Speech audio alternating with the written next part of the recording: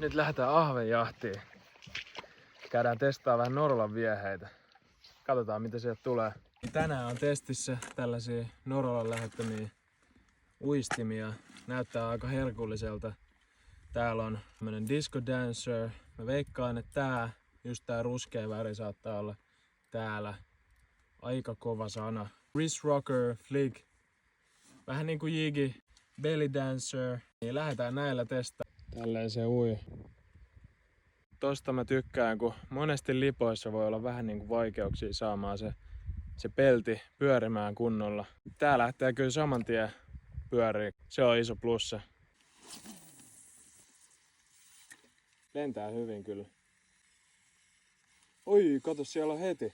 Ensimmäisellä heitolla. Tää lähtee takas kasvamaan.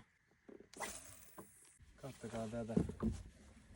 Perhonen istähti tuohon mun jalalle ja se on tässä ihan chillisti.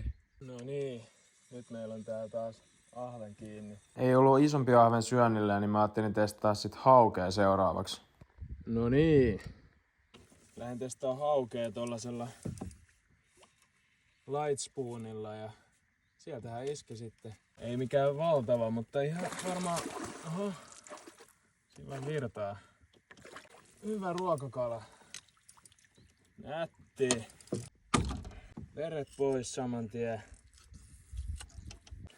Eli tämmönen Norolan lightspoon oli ottipelinä ja tämmönen kiva 1,5 kilon hauki. Oikein hyvä ruokakala. Pistetään saman tien ruodottomiksi fileiksi tää ja jatketaan ahvenen kalastusta. Kiitos.